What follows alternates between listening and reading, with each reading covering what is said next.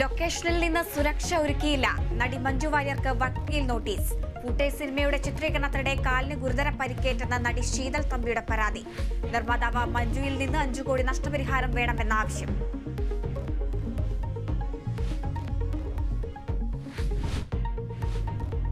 CPM സംസ്ഥാന committee യോഗം ഇന്ന് ചേരും. ഹേമ കമ്മിറ്റിയിലെ പ്രതിപക്ഷ പ്രതിരോധം ചേർക്കാനുള്ള വഴികൾ ചർച്ചയാകും.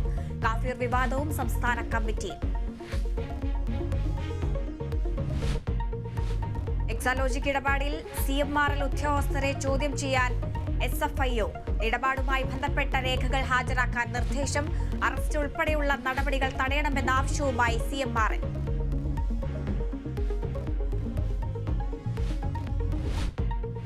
പ്രധാനമന്ത്രി ഇന്ന് ഉക്രൈനിൽ സെലൻസ്കിയുമായി കൂടിക്കാഴ്ച നടത്തും. കീവിലേക്ക് പുറപ്പെട്ടത് പോളണ്ടിൽ ട്രെയിനിൽ. 33 വർഷത്തിന് ശേഷം ഒരു ഇന്ത്യൻ പ്രധാനമന്ത്രി നടത്തുന്ന ആദ്യ സന്ദർശനം. ചന്ദ്രയാൻ 3 ചന്ദ്രനിൽ ഇറങ്ങിയിട്ട് 1 വർഷം. ദേശീയ ബഹിരാകാശ ദിനാഘോഷം ഡൽഹി ഭാരത് മണ്ഡപത്തിൽ അല്പസമയത്തിനകം. രാഷ്ട്രപതി ദ്രൗപദി മുർമു മുഖ്യാതിഥിയായി പങ്കെടുക്കും. ചന്ദ്രയാൻ 3 ശേഖരിച്ച ചിത്രങ്ങൾ പുറത്തുവിടും. ISROയുടെ ഭാവി പദ്ധതികളുടെ പ്രഖ്യാപനവും ഇന്നുണ്ടായേക്കും. സെയിന്റ് ഡയമണ്ട് ലീഗിൽ നീരജ് ചോപ്രയ്ക്ക് 2ാം സ്ഥാനം. 89.49 മീറ്റർ ദൂരം കണ്ടെത്തിയത് അവസാന നിമിഷത്തിൽ. 90 മീറ്റർ മറികടന്ന ഗ്രനഡയുടെ ആൻഡേഴ്സൺ പീറ്റേഴ്സ് 1ാമത്.